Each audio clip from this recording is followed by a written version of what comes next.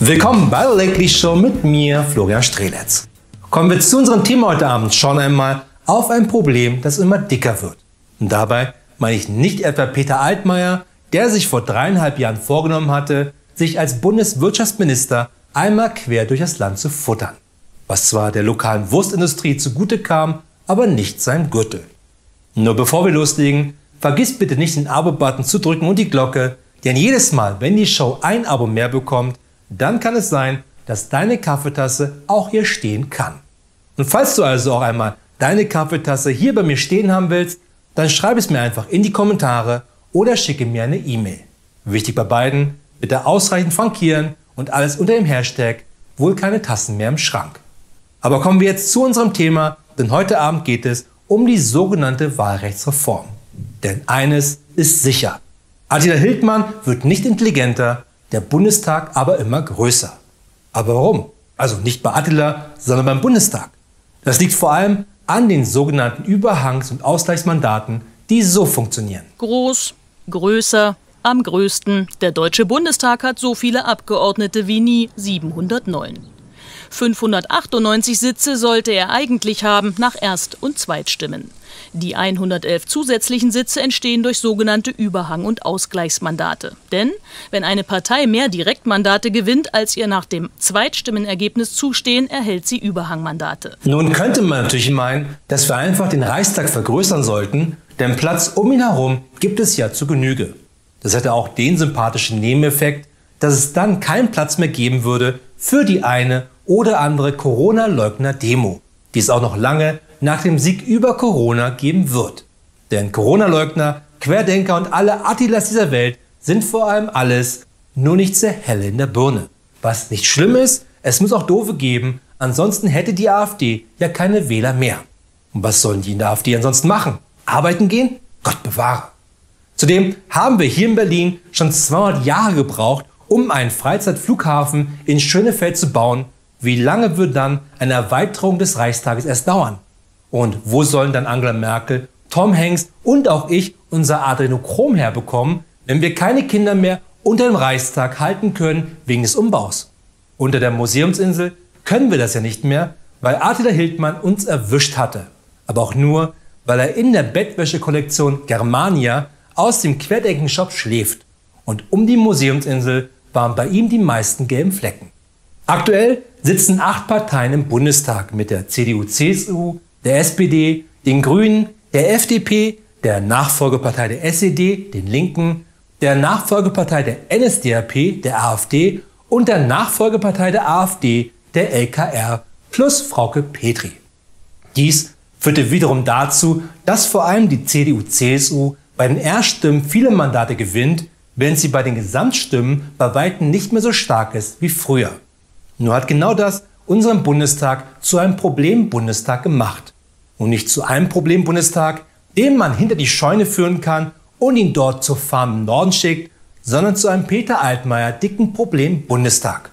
Nur gibt es dieses Problem gerade erst seit der letzten Wahlrechtsreform. Im aktuellen Bundestag kommen zu den 598 Sitzen aus Direktmandaten und Landeslisten 22 Überhangmandate, allesamt CDU-CSU, für die Opposition eine Aushebelung der Demokratie. Es gab in der ganzen Zeit die Gefahr, dass Überhangmandate die Mehrheiten umdrehen und dass eine Partei, die gar nicht die Mehrheit der Stimmen hatte, plötzlich im Parlament mit einer anderen zusammen die Mehrheit der Mandate hatte.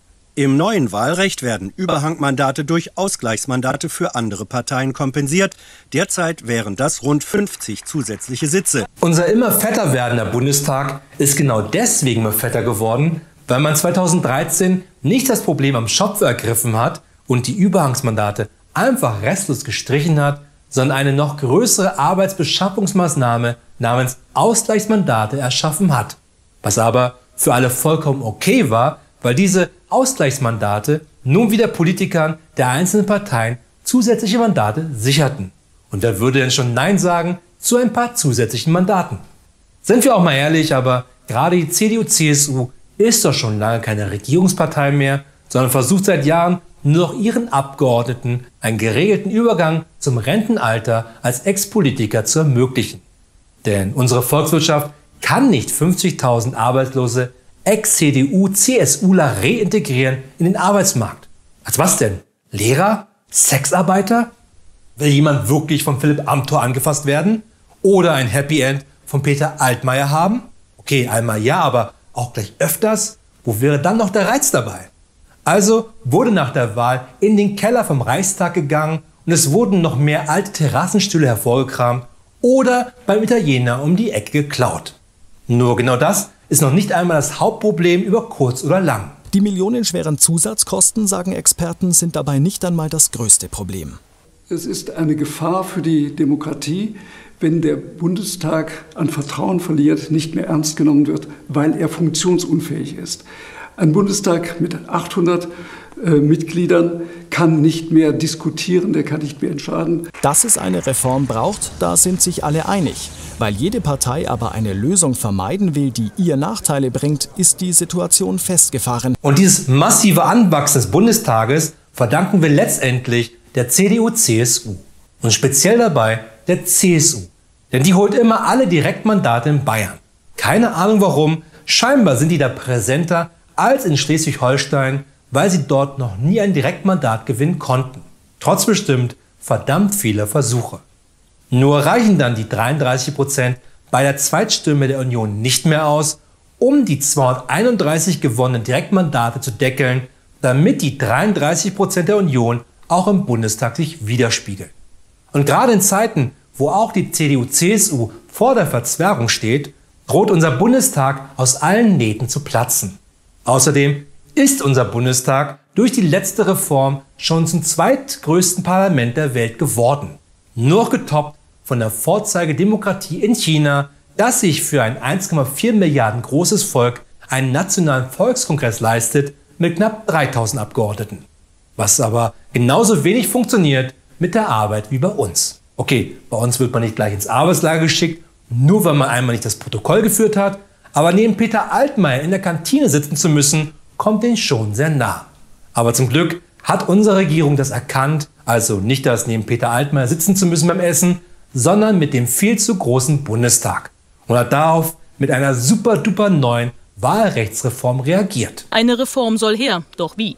Die CSU und Teile der CDU standen hier bisher auf der Bremse. Jetzt wagt der Unionsfraktionschef einen Vorstoß, eine Kappung der Mandate. Unterstützung für Brinkhaus kommt aus den eigenen Reihen. Und ab 750 kommt es zum Wechsel zwischen einem ausgleichslosen Überhangmandat und der Kappung eines Überhangmandates. Also ein Wahlkreismandat wird nicht zugeteilt. Jemand, der im Wahlkreis gewählt wäre, bekommt dann sein Mandat doch nicht. Eine Notfalllösung für die kommende Bundestagswahl. Eine umfassende Reform soll folgen. Also ist der Plan, einen immer größer werdenden Bundestag, der schon heute 709 Abgeordnete hat, anstatt der geplanten 598, damit kleiner zu bekommen, indem man ihn auf 750 Abgeordnete deckelt? Ist das jetzt die neue Brigitte-Diät oder habe ich da was verpasst? Und die Antwort auf Übergewicht ist einfach noch mehr Übergewicht. Abnehmen kann man auch noch super nach dem Tod. Also fassen wir einmal zusammen.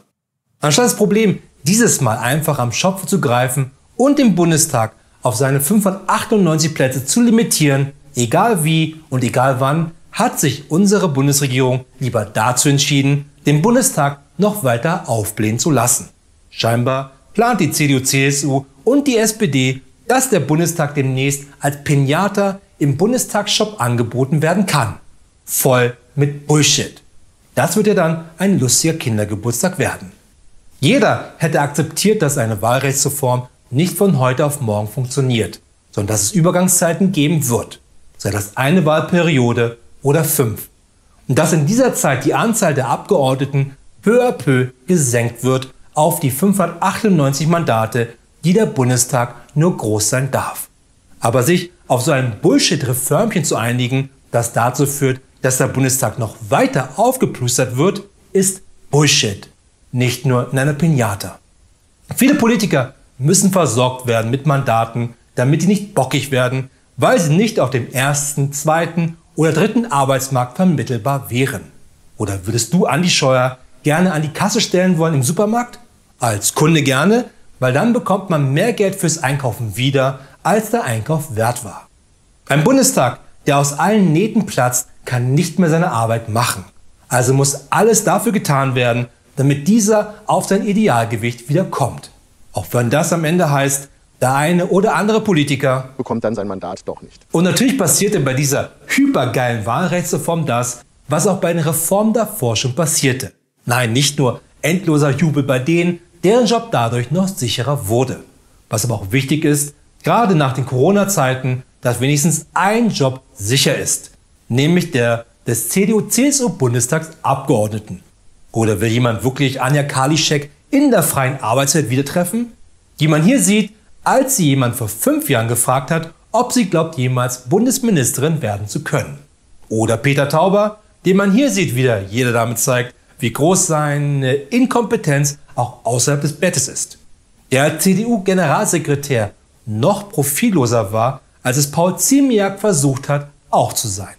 Sondern am Ende muss wieder einmal das Bundesverfassungsgericht die Arbeit der Politik übernehmen. Also wie bereits bei den letzten Wahlrechtsreformen oder auch bei den Fahrverboten, weil die Bundesregierung ihre Köpfe nicht aus den Hintern der Autolobby rausbekommen hat. Wobei Lobbyist oder Richter am Bundesverfassungsgericht sind auch noch 2 super krisensichere Jobs und Late-Night-Hosts, wobei die Groupies bei Bundesverfassungsrichtern jünger sind. Das war's wieder von der Show für heute, aber keine Sorge, wir sehen uns wieder am Freitag mit den Lately News. Bis dahin eine gute Nacht und viel Glück da draußen.